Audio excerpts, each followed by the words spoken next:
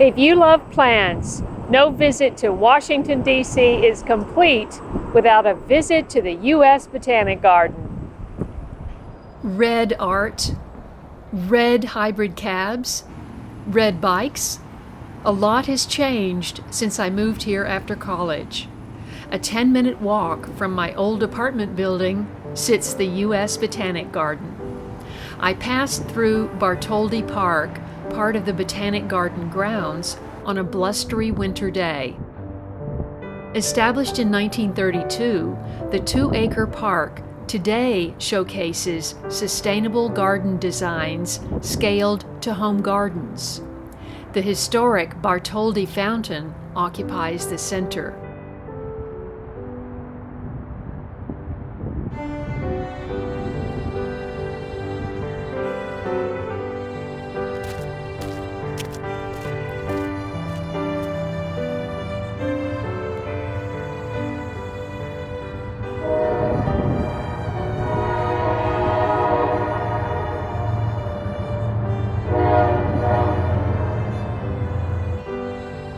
Winter is not the best time to visit the park, with most bushes and trees leafless, but you can still learn about plants and sustainability from the methods they employ in the park.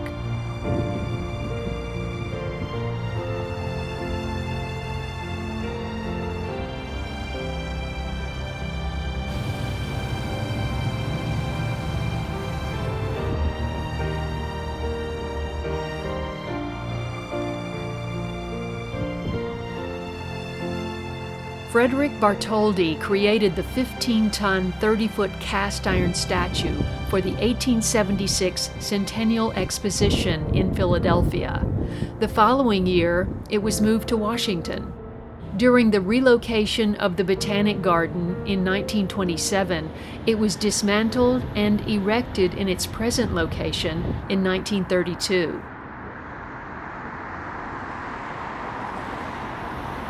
The Conservatory went through a 4-year renovation, completed in 2011. I passed through the Rain Garden and learned about Landscape for Life, which is based on the principles of the Sustainable Sites Initiative, the nation's first rating system for sustainable landscapes. There's an herb garden and edible plants growing, mostly undercover, in various greenhouses and planters. The U.S. Botanic Garden was established by Congress in 1820 to collect, grow, and distribute plants from around the world that might contribute to the welfare of the American people. When I couldn't take the cold a moment longer, I headed for the entrance. The U.S. Botanic Garden is open daily from 10 to 5, and it's free. There are blowers over the doors to give you a blast of warm air while the door is open. The conservatory is laid out in an easy-to-follow rectangle, with the huge garden court just off the foyer.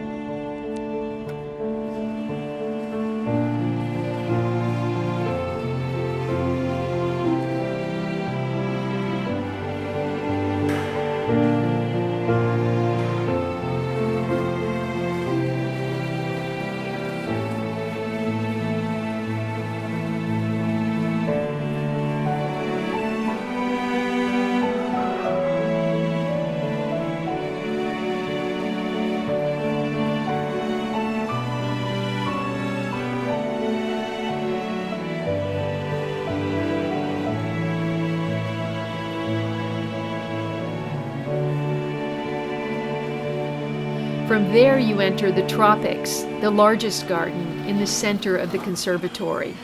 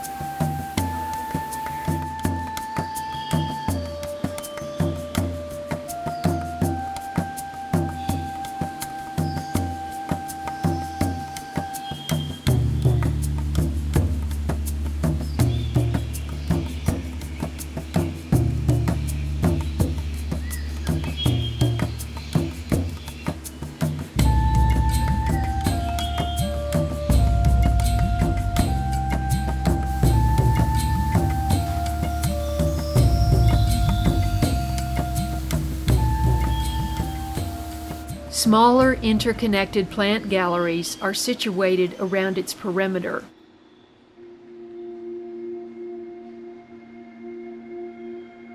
I was really surprised to see that I was already growing a number of the medicinal plants on display.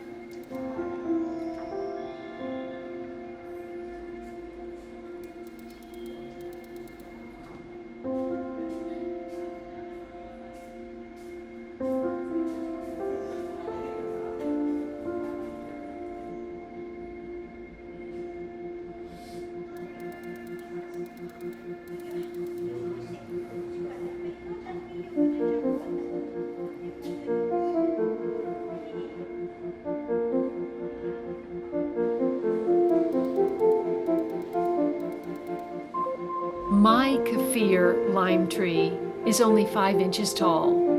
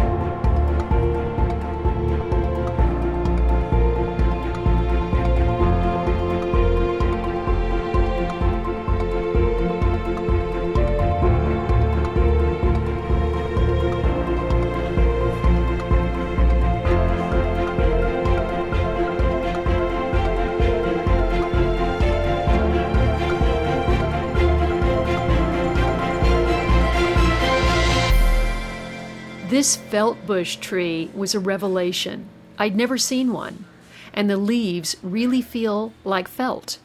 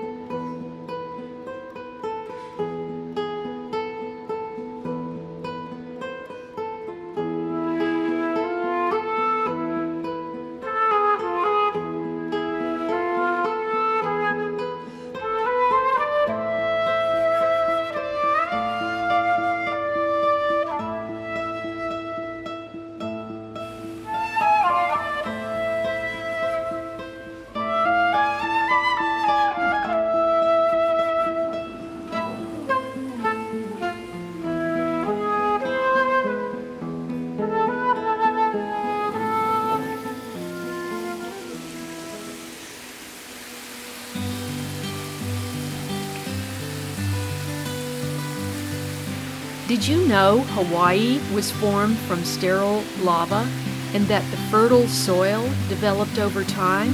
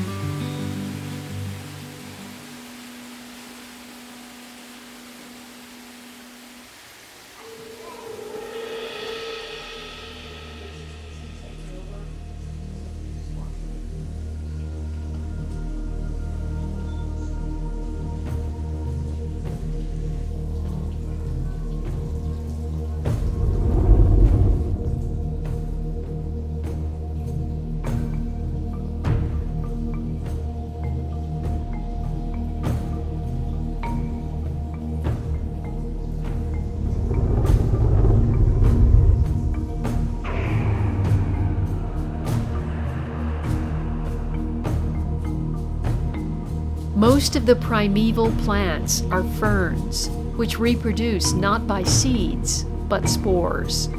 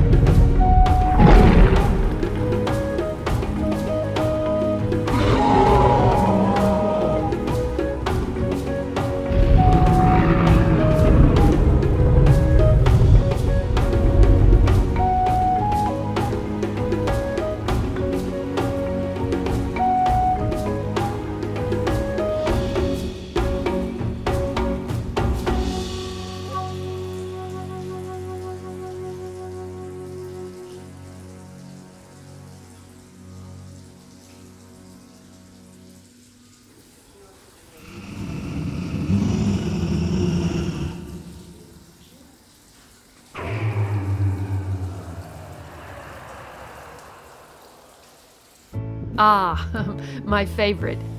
The Mediterranean is a similar climate to Southern California, so you will see many of these plants growing here.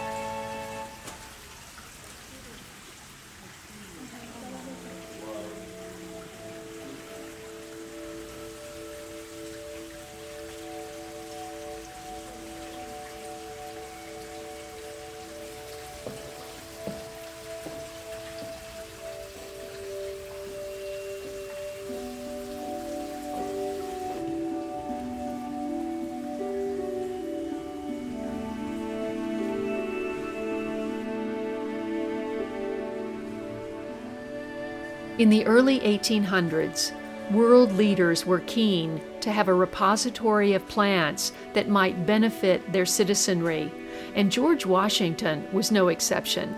In 1796, he wrote the commissioners overseeing the establishment of the new federal city and asked them to incorporate a botanic garden into the plans.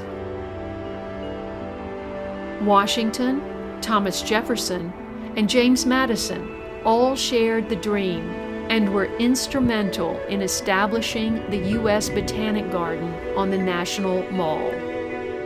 The National Garden was established in 2006, but I'm going to have to come back on a warmer day to fully appreciate it.